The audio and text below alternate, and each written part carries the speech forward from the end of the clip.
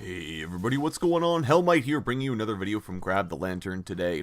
Today I wanted to talk about Kai'Sa, and by extension, Riot's balance philosophy for new and or recently reworked champions. Now, obviously we just had Aurelia, who released Overpowered, and Riot had to hotfix, and then we also had Kai'Sa before her, who was released supposedly underpowered, who got buffed, and then who ended up taking over solo queue and becoming an absolute nightmare for a lot of players. Now, Riot tends to do this thing, and this isn't the first time they've done it, where a new champion or a champion is reworked. Anyways, there is a champion release, and the champion is underpowered, or at least perceived underpowered. And this can have a few different reasons. They might be numerically inferior to a lot of other champions. They might just not be very strong, and that's a problem. It might do a lot of really weird things in their kit that are hard to quantify, such as with Ornn's ability to make items in lane, or with Ivern's ability to clear jungle camps immediately by right-clicking them and then smiting them. Either way, the champion does something that makes it so that they're not very strong, and that a lot of players regard them as being too weak. Now, this is obviously a problem if you're Riot, because you want to make sure that your new champion release is in a decent spot, especially because you want people playing this champion, talking about this champion, putting time in. If the champion comes out and on the first couple days, the consensus is that they're incredibly weak, well, people are most likely going to stop playing that champion. They're not even going to give them a chance. At the same time, however, if the champion in question does a lot of really interesting or weird things that are difficult to quantify for a lot of players, you need to make sure the player base has enough time to look at this champion, to see what they do, to give them time to actually play them and figure out, hey, maybe this is what we can do, or hey, maybe this is where the champion's strengths lie.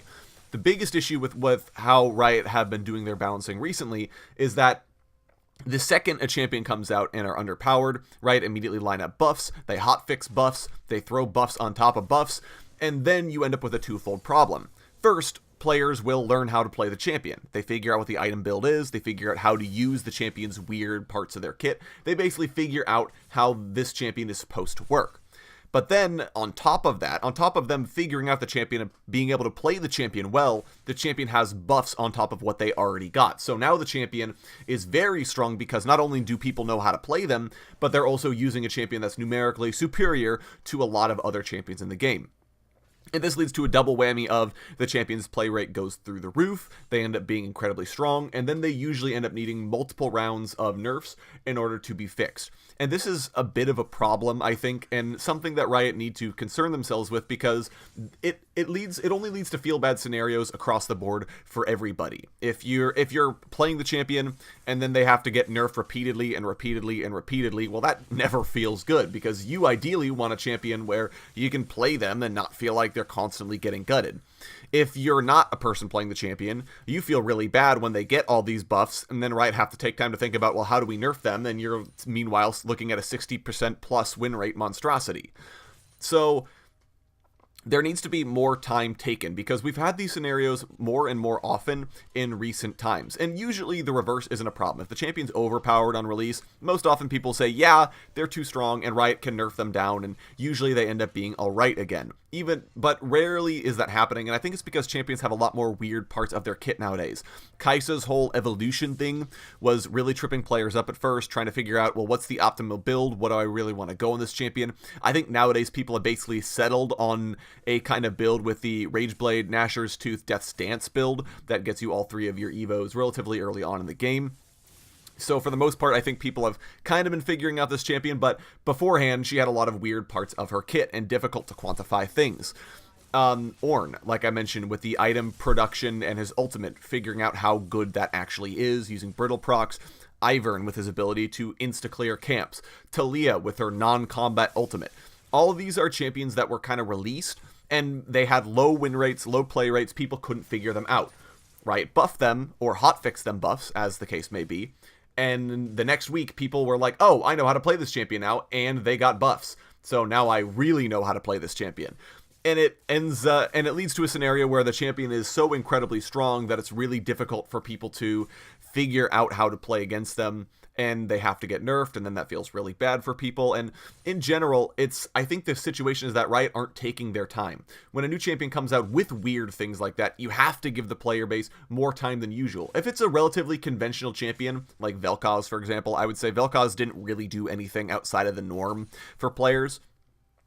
You don't have to worry about it so much, because people will mostly figure out where he is on release. There will be some small optimizations. Players will obviously figure out to play them in week 2 over week 1, but that's pretty simple. So maybe you could go for nerfs or buffs the first week of a Vel'Koz-like release. However, if your champion does some really weird things, again, Kai'Sa, Ornn, these kind of champions, you need to make sure that Riot needs to make sure that they're leaving time in order for players to learn to play these champions. You have to, because otherwise you end up overbuffing.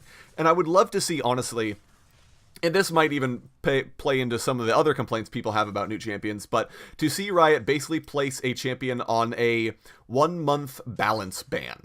They cannot be looked at for balance changes at all unless they're egregiously overpowered, because I think that's definitely worse than an underpowered champion.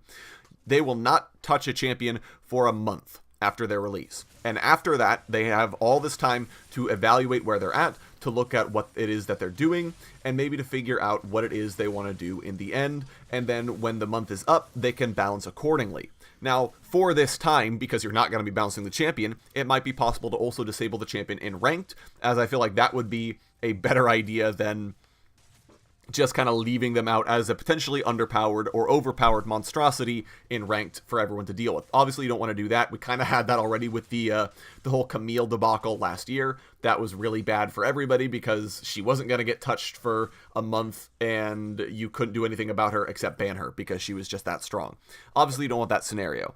But, so, keep the champion out of ranked. You can always ban her if you're playing normal draft. If you're playing blind, obviously you can pick the champion constantly, so if they are overpowered. But this is specifically talking about the underpowered case. Give players enough time to learn the champion, to play the champion, to figure out the champion, because we will do it. Someone out there is going to say, I love this new champion release, and I'm going to main them even if they're weak. And they will play them, and they will figure out what's optimal.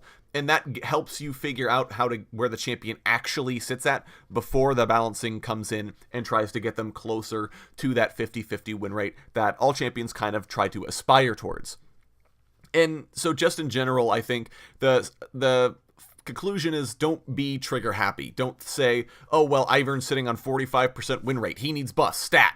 And then throw buffs at him, and then he's overpowered. Don't do that. Because that, like I said, at least to feel bad scenarios for everybody. Instead, give it time, and I think the game will honestly be better for it. And I think it's better to actually get to a point where champions can all be in a good spot, and when we can have more consistent releases, I think you could say. So, but those are just my thoughts on the subject. Go ahead and let me know what you guys are thinking of champion bounds and recent champion releases in the comment section below. If you guys think Kai'Sa and stuff is totally fine, or if you think Riot's balance philosophy is fine, let me know in the comment section as well. Would love to get a discussion going.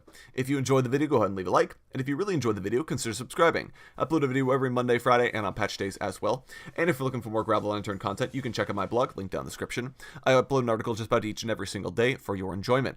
Once again, thank you guys so very much for watching. I do appreciate it, and I will talk to you all later.